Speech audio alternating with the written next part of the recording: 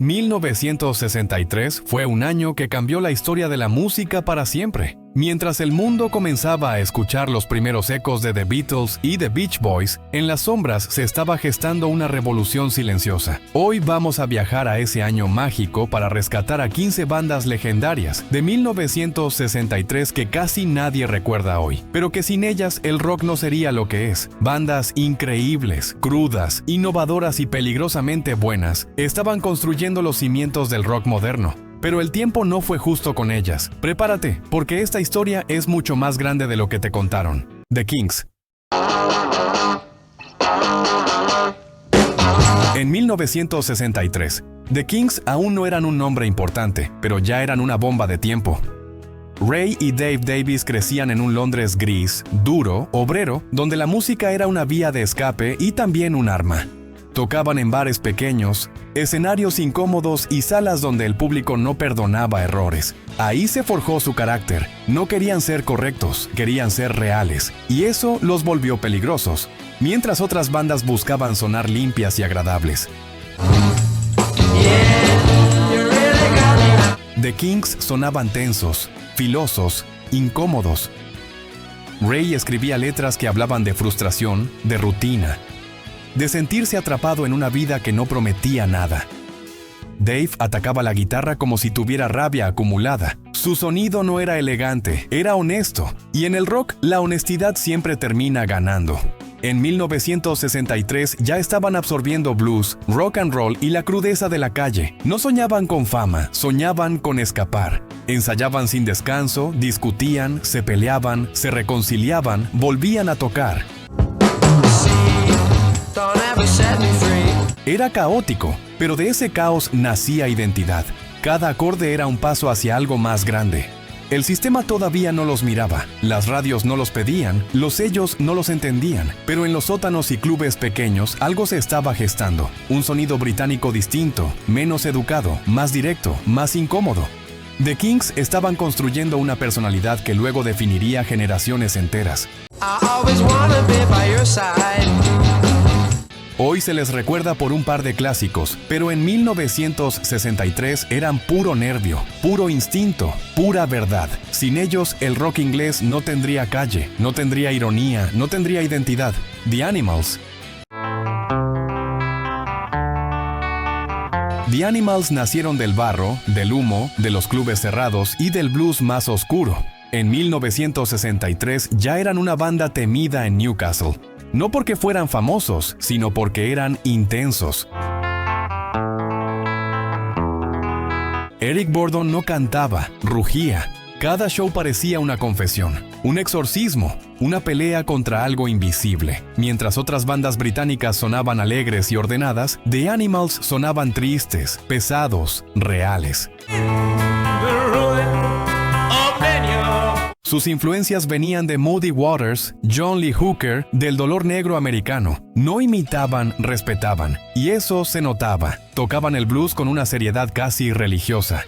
En 1963 recorrían escenarios pequeños donde la gente no iba a escuchar música, iba a sobrevivir la semana, y ahí encajaban perfecto. Su sonido era el reflejo de una juventud cansada, sin ilusiones, sin promesas. Eran la banda sonora de la frustración obrera. Cada presentación era sudor, tensión, entrega. No había poses, no había sonrisas, solo música cruda y emociones a flor de piel. Estaban construyendo algo grande sin saberlo, y cuando el mundo los descubriera, ya sería tarde para ignorarlos. Hoy muchos solo recuerdan una canción, pero The Animals fueron la puerta por donde el blues entró con fuerza al rock británico. En 1963 ya eran leyenda en formación, aunque casi nadie lo supiera. The Zombies. The Zombies eran diferentes desde el primer acorde. En 1963, mientras la mayoría buscaba impacto, ellos buscaban emoción. No querían gritar, querían envolver. No querían impresionar, querían tocar algo profundo. Y eso los hizo únicos desde el inicio. Su sonido era delicado, casi frágil, pero cargado de intención. Las armonías eran suaves, las melodías melancólicas, las letras introspectivas. En una época de euforia juvenil, ellos hablaban de dudas, de nostalgia, de sentimientos complejos. Eran adultos emocionales en cuerpos jóvenes. En los clubes, su música detenía el ruido. La gente escuchaba, no porque fuera fuerte, sino porque era distinta. The Zombies no pedían atención, la ganaban. Y eso es mucho más difícil. Cada canción era un pequeño universo. En 1963, ya mostraban una madurez que otras bandas tardarían años en alcanzar. No corrían detrás de la moda, caminaban en su propio carril, y aunque eso los alejaba del éxito inmediato, los acercaba a la eternidad. Hoy son banda de culto, pero en ese año ya estaban sembrando una sensibilidad que luego sería clave para el rock psicodélico y el pop sofisticado. The Zombies fueron poesía en una época de ruido. The Yardbirds. The Yardbirds eran una tormenta eléctrica a punto de estallar. En 1963 ya estaban experimentando con sonidos que nadie se atrevía a tocar. Feedback, distorsión, improvisación, caos controlado. Eran inquietos, curiosos, obsesivos con ir más allá.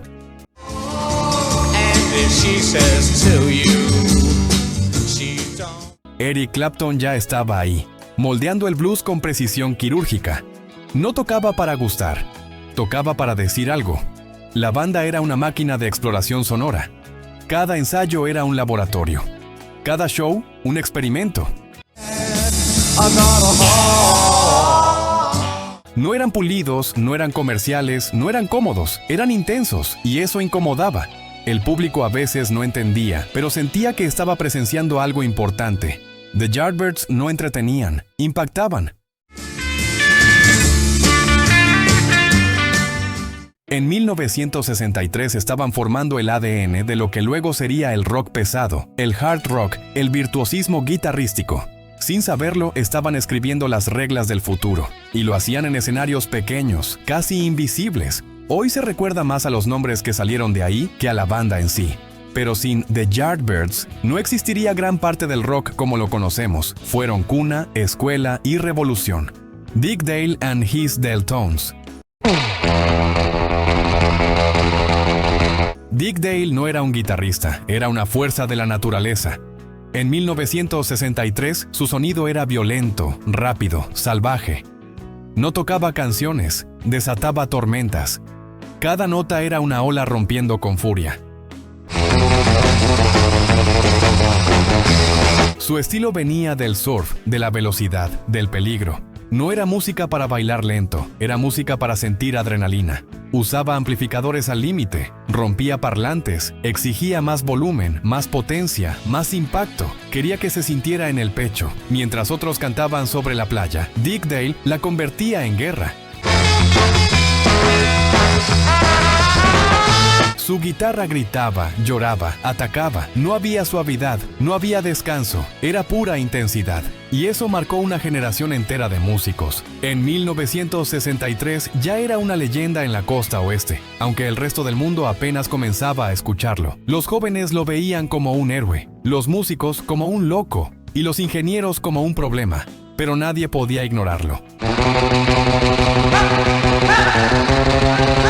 Hoy se le menciona poco, pero sin Dick Dale no existiría el surf rock, ni gran parte del punk, ni la agresividad instrumental del rock moderno. Fue un pionero real de los que pagan el precio primero. The Ventures. En 1963, The Ventures ya eran gigantes silenciosos. No necesitaban voces, no necesitaban poses, no necesitaban escándalos. Su lenguaje era la guitarra y la hablaban con una claridad brutal. Cada nota estaba en su lugar, cada melodía tenía propósito. Eran precisión, elegancia y poder instrumental.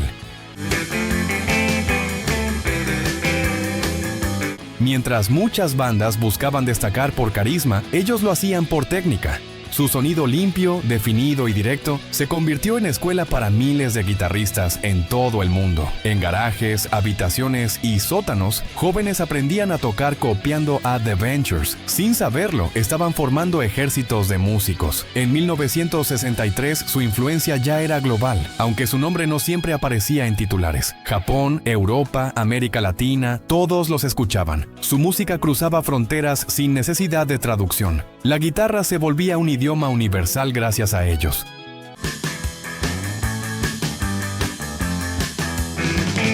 No eran rebeldes, no eran salvajes, pero eran fundamentales. Construyeron la base sobre la que otros harían ruido. Su legado es silencioso pero inmenso. Están en los dedos de miles de guitarristas anónimos.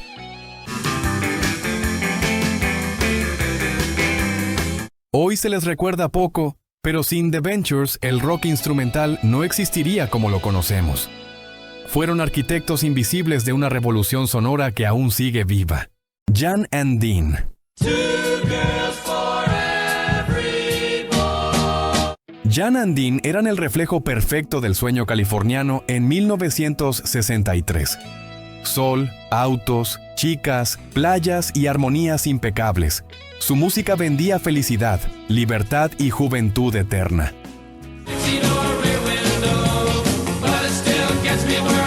En un mundo lleno de tensiones, ellos ofrecían una postal luminosa donde todo parecía posible. Detrás de esa imagen había inteligencia musical real, arreglos cuidados, producción sofisticada, composiciones sólidas. No eran improvisados, eran estrategas del sonido. Sabían exactamente qué quería escuchar su público y cómo entregarlo sin perder identidad.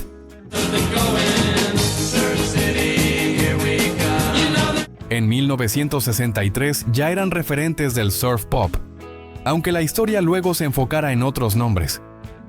Su influencia en la escena de la costa oeste fue enorme. Abrieron caminos, definieron estilos, crearon fórmulas que otros replicarían.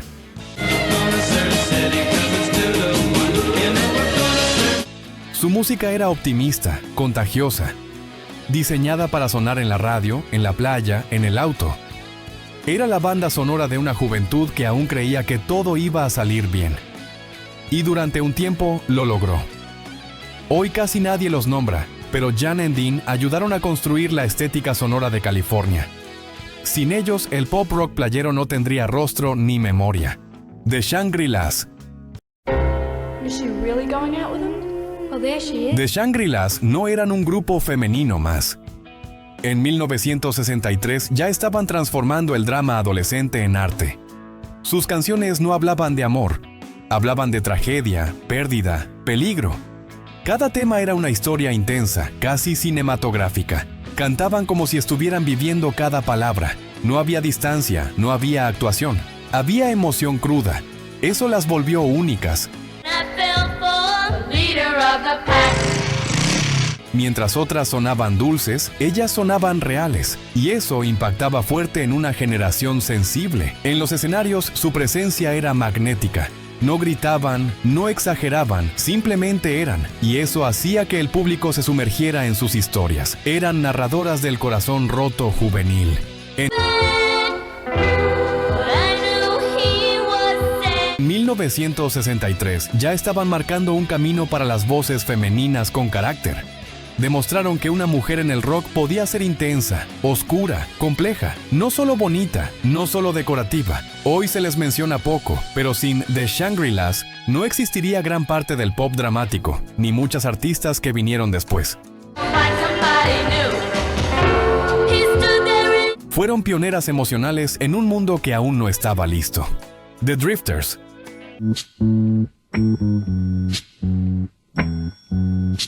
The Drifters eran elegancia en movimiento. En 1963 ya tenían una historia larga, pero seguían marcando pauta. Su mezcla de R&B, soul y pop era impecable. Cada armonía estaba medida, cada frase tenía intención. Eran profesionales en un mundo de amateurs. Su sonido representaba madurez, experiencia, sofisticación. No necesitaban escándalo, no necesitaban ruido. Con solo cantar llenaban el espacio. Y eso es poder real. El tipo de poder que no se aprende, se vive. En 1963 influenciaban a bandas jóvenes que soñaban con tener esa clase, ese control, ese peso emocional. Eran referencia, eran escuela. Muchos querían sonar como ellos. Pocos lo lograban. Su música hablaba de amor adulto, de relaciones reales, de emociones complejas. En un mar de canciones juveniles, ellos ofrecían profundidad. Y eso los hacía distintos. Hoy su nombre suena a pasado, pero su huella sigue en cada armonía vocal del rock y el soul. The Drifters construyeron cimientos que aún sostienen la música moderna.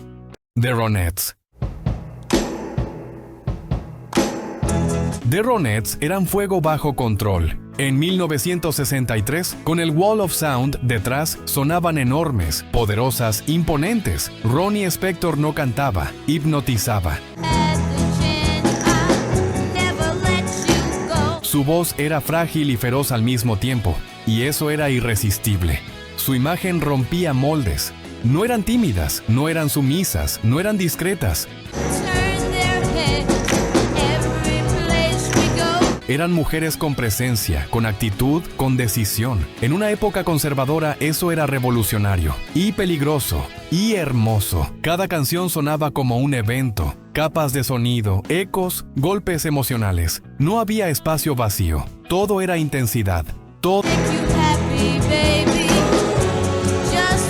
era drama, todo era pasión, y el público lo sentía. En 1963 ya estaban redefiniendo el rol femenino en la música popular, no como acompañantes, sino como protagonistas, como fuerza, como identidad, como voz propia.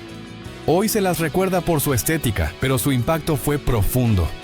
Sin The Ronettes, el pop femenino no tendría la fuerza que tiene hoy. Fueron guerreras con maquillaje y micrófono.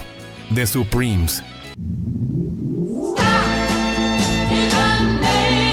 En 1963, The Supremes aún no dominaban el mundo, pero ya estaban construyendo su imperio en silencio. Diana Ross, Mary Wilson y Florence Ballard eran disciplina, ambición y talento puro. No eran un producto terminado, eran un proyecto en ebullición. Y se notaba, había hambre en sus voces, había fuego en sus miradas. Venían de Detroit, de Motown, de un sistema exigente donde nada se regalaba. Ensayaban sin parar. Corregían cada gesto, cada nota, cada paso. No buscaban gustar, buscaban destacar. Y esa mentalidad las separó del resto. En 1963 ya eran profesionales en un mundo de aficionados. Su sonido era limpio, elegante, accesible, pero no superficial.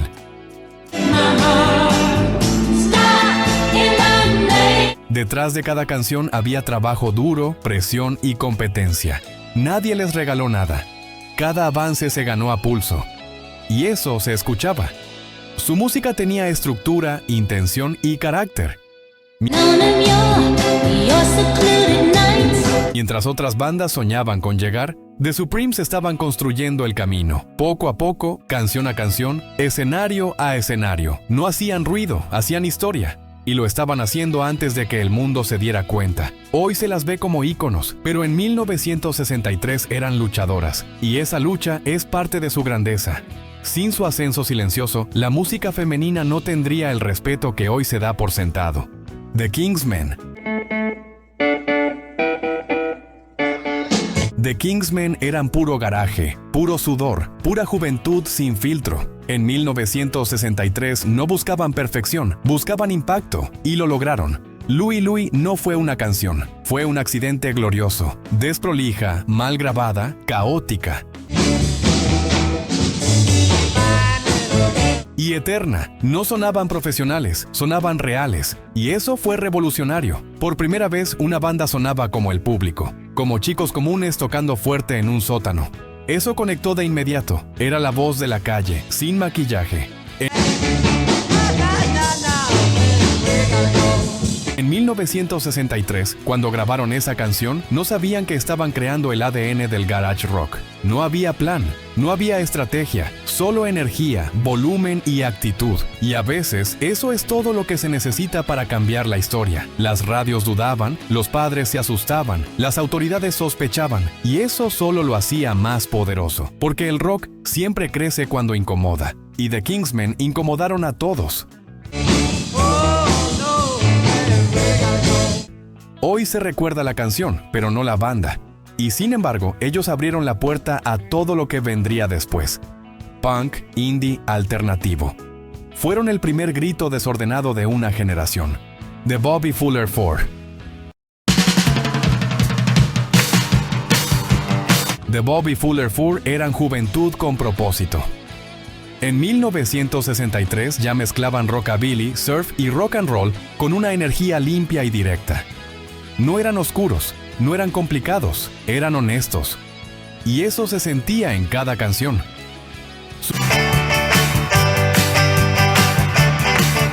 Su sonido era fresco, vibrante, optimista. Hablaba de movimiento, de carreteras, de libertad. Era música para manejar sin rumbo, para escapar de algo, para buscar algo mejor. Y esa sensación era poderosa en una época rígida. Bobby Fuller tenía visión. Sabía lo que quería sonar. Sabía cómo quería sonar. No improvisaba su carrera, la construía. Y eso lo distinguía. En 1963 ya estaba plantando semillas que luego florecerían. No eran una banda ruidosa en los medios, pero sí en los corazones de quienes los escuchaban.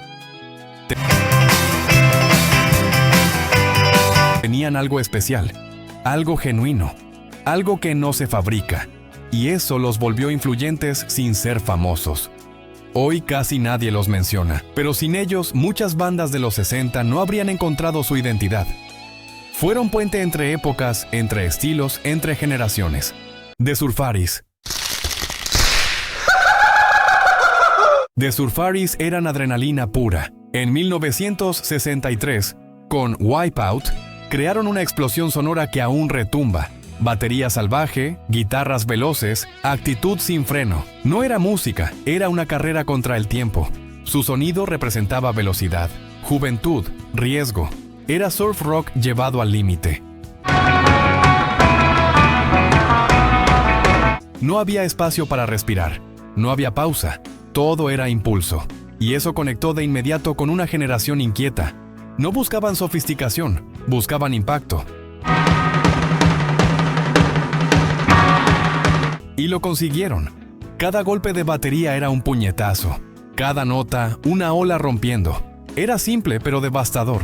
Y esa combinación es mortal. En 1963 no sabían que estaban creando un himno eterno. Solo querían sonar fuerte, rápido y diferente.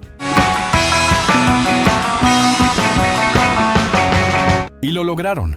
A veces la grandeza nace de la intuición, no del cálculo.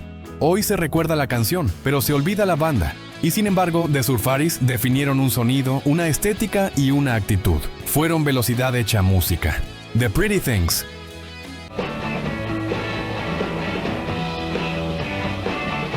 The Pretty Things eran peligrosos desde el primer día. En 1963 eran más salvajes que los Rolling Stones, más crudos, más sucios, más intensos. No buscaban aprobación, buscaban provocar. Y lo lograban. Cada show era una amenaza. Su actitud era desafiante, casi violenta. No pedían permiso, no sonreían para la foto, no suavizaban nada. Tocaban como si el escenario fuera un campo de batalla. Y eso los hacía magnéticos. Y también incómodos. En 1963 ya estaban empujando límites. Sonido áspero, letras provocadoras, presencia intimidante. Eran el lado oscuro del rock británico. El que no quería ser bonito, el que quería ser real. El público no siempre sabía qué hacer con ellos. Algunos los amaban, otros los temían. Pero nadie los ignoraba, y en el rock eso es victoria. The Pretty Things no pasaban desapercibidos. Hoy casi nadie los menciona, pero fueron protopunk antes del punk, rebeldes antes de que la rebeldía fuera moda. Sin ellos, el rock no tendría colmillos. 1963 no solo fue el año de los gigantes, fue el año de los pioneros olvidados, bandas que arriesgaron, que innovaron, que sangraron por su música y que el tiempo dejó en segundo plano. Pero hoy las rescatamos, porque sin ellas, la historia del rock estaría incompleta. Si te gustó este viaje al pasado, dale like, suscríbete y acompáñanos en más historias que merecen ser contadas, porque la música no se olvida, solo espera que alguien la recuerde. Si te ha gustado lo que has visto hasta ahora, no olvides darle me gusta y te invitamos a suscribirte a nuestro canal.